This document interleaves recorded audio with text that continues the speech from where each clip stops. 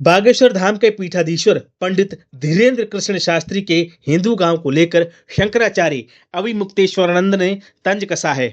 अविमुक्तेश्वरानंद ने पंडित धीरेन्द्र शास्त्री के हिंदू राष्ट्र बनाने के विचार पर सवाल खड़े किए।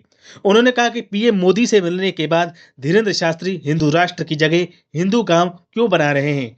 शंकराचार्य ने कहा कि ये तो ऐसा है जैसे कोई हाथी बनाने निकला था लेकिन चूहा बना रहा है। दरअसल शंकराचार्य अविमुक्तेश्वरानंद मध्य प्रदेश के जबलपुर पहुंचे थे। पत्रकारों से बातचीत के दौरान उन्होंने धीरेन्द्र शास्त्री पर सीधा हमला बोला। उन्होंने धीरेन्द्र शास्त्री से सवाल पूछा कि जिस गांव में बागेश्वर धाम है क्या वो हिंदू गांव नहीं है। उन्होंने पूछा कि धीरेन्द्र शास्त्री किस आधार पर अपने गांव को हिंदू गांव मानने से इनकार कर रहे हैं। इस मौके पर शंकराचार्य ने केंद्र सरकार पर भी निशाना साधा। उन्होंने कहा कि सरकार जिस संविधान की बात करती है उसी के खिलाफ कानून बना रही है। उन्होंने गौ हत्या के मुद्दे पर सरकार को घेरा। उन्होंने कहा कि सरकार गौ हत्या को रोकने के लिए कोई ठोस कदम नहीं उठा रही है। शंकराचार्य ने कहा कि अगर कोई उनकी माँ यानी कि गौ माता को काटेगा या चोट पहुंचाएगा तो वो चुप नहीं बैठेंगे, वे बल का प्रयोग करेंगे और अपनी मां की रक्षा करेंगे।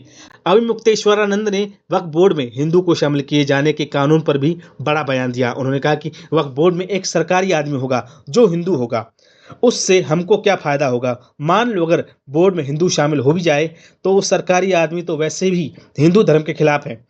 हम लोग गाय पकड़ते हैं तो कोई अधिकारी हमारी मदद नहीं करता बल्कि हमारे ऊपर मुकदमा लगाता है। हम जो है मंदिर की बात करते हैं या कोई बात भी करते हैं तो हम पर मुकदमा दर्ज करता है।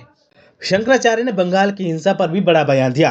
उन्होंने कहा कि मुर्शिदाबाद हिंसा के बाद राष्ट्रपति शासन की बात हो रही है लेकिन लगाया नहीं जा रहा। उन्होंने बंगाल हिंसा पर राजनीति करने का आरोप लगाया। उन्होंने सनातन बोर्ड के गठन पर भी सवाल उठाए। उन्होंने कहा कि सनातन बोर्ड का स्वरूप कैसा होगा ये कोई बताने को तैयार नहीं है। उन्होंने आशंका जताई कि अगर सरकार ने सनातन बोर्ड बनाया तो उसका हाल भी वक्फ बोर्ड जैसा होगा। उन्होंने कहा कि हम अपना गला क्यों सरकार को पकड़ाएं। उन्होंने आरोप लगाया कि जो लोग सनातनी नहीं है वो हिंदू के नाम पर राजनीति कर रहे हैं। उन्होंने कहा कि सनातन के नाम पर राजनीति करने वालों को उनकी भावनाओं से कोई मतलब नहीं है, इसलिए देश का बहुसंख्य सनातनी दर दर ठोकरें खाने को मजबूर है।